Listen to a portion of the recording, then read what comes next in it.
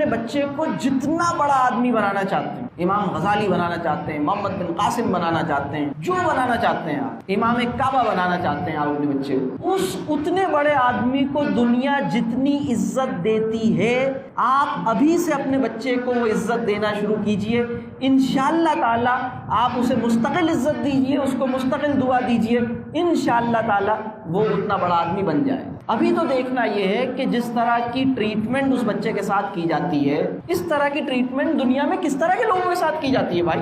اس طرح کا برتاؤ جو ہم اپنے بچے کے ساتھ کرتے ہیں، اس طرح کا برتاؤ سوسائٹی میں کس طرح کے لوگوں کے ساتھ کیا جاتا ہے۔ خطرہ یہ ہے کہ یہ ویسا بن جائے گا۔ بات میری سمجھ رہے ہیں آپ؟ تو دوسرا پوائنٹ جو میں نے کہا کہ آپ عزت دیجیے، رسپیکٹ دیجیے، غیر مشروط عزت دیجیے۔ نمبر کم ہیں یا زیادہ ہیں، پاس ہوا یا فیل ہوا، بات مانی یا نہیں مانی، عزت دیجیے۔ یہ بہت مشکل کام ہے کہ ایک بچہ بات نہ مانے اور میں عزت دوں۔ میں آپ کو وہ بتا رہا ہوں تاکہ یہ مشکل کام ہے لیکن یہ کرنا ہے، یہ ذمہ داری ہے ہماری۔ یعنی آپ اپنے بچے کو یہ احساس منتقل کیجئے کہ تم جیسے بھی ہو میرے ہو، تم ہار گئے یا جیت گئے تم میرے ہو، تمہارے نمبر کم ہیں یا زیادہ ہیں تم میرے ہو، تم پاس ہوئے یا فیل ہوئے تم ذہین ہو۔ ہر بچے کے اندر اپنے یہ احساس منتقل کیجئے کہ تم میرے ہو۔ ہر بچے کے اندر یہ یقین پیدا ہونا چاہیے کہ میں آپ کا ہوں۔ بعض والدین اتنی نادانی کی بات کر بیٹھتے ہیں کہ وہ اپنے بچے کو کبھی کبھی غصے میں یہ تک بول دیتے ہیں، مجھے لگتا ہے تم تو میری اولاد ہی نہیں، تم میرے بیٹے نہیں ہو،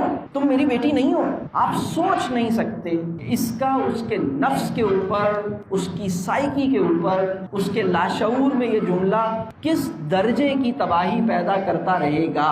ہمارے والد صاحب نے ہمیں ایک دعا یاد کرا، یہ بھی بہت بچپن میں نے یاد کیا، رب ارحمہما کما ربیانی صغیرا۔ میں پڑھتا تھا، والد صاحب کی زندگی میں بھی والد صاحب کے انتقال کے بعد اور پڑھنے لگا، اللہ سے دعا کرتا تھا۔ ایک دن کیا ہوا، میں ایسے ہی بیٹھا ہوا تھا اور میں اس دعا کے الفاظ، دعا کا ترجمہ بھی میں جانتا تھا، سالوں سے جانتا تھا، لیکن رب کریم نے اس پہ تدبر کی توفیق جو ہے وہ بڑے عرصے کے بعد دی۔ میرے بھی بچے ہو گئے، میری شادی ہو گئی، میری بھی اولاد ہو گئی، میں نے بھی اولاد کو اپنی دعا یاد کرا دی، میں نے بھی چاہا میری اولاد میرے لیے دعا مانگے، انہوں نے مانگی۔ ایک دن میں عجیب احساس میں چلا گیا اور میں یہ دعا میرے ذہن میں آئی، میں نے اس کے لفظ غور کیے اور مجھ پہ ایک عجیب بات کھلی کہ اس دعا کے جو الفاظ اور معنی ہیں ان میں ایک عجیب لاک لگا ہوا ہے، وہ لاک بڑا خطرناک ہے۔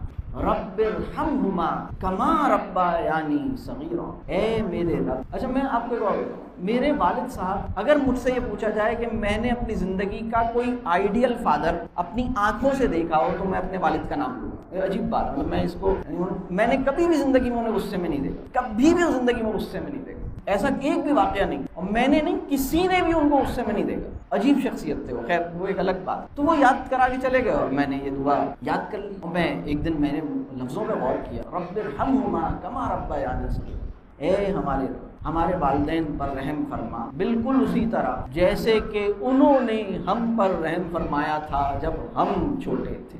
اللہ اکبر، میں تو بالکل لرز کے رہ گیا۔ آپ کو سمجھ آیا اس میں لاک کیا لگا ہوا ہے؟ اے ہمارے رب میرے والدین پر رحم فرمائیے بالکل اسی طرح سے جس طرح انہوں نے مجھ پر رحم فرمایا تھا جب میں چھوٹا تھا۔ تو جس طرح ان کے لیے مجھے معاف کرنا آسان نہیں تھا، جس طرح ان کے لیے میری بات پہ درگزر کرنا آسان نہیں تھا، جس طرح انہوں نے میری ہر غلطی کو سب کے سامنے نمایاں کر دیا، جس طرح وہ میرے پیچھے پڑ گئے، تو عجیب بات ہے۔ ہمیں اللہ تعالیٰ سے دعا کرنی چاہیے کہ رب کریم ہمارے والدین سے اگر کوئی کوتاہی ہوئی تو اس کو معاف فرما۔ ہمارا محاسبہ بھی بس اپنی رحمت سے، اپنی کرم سے ہمیں درگزر کر دے۔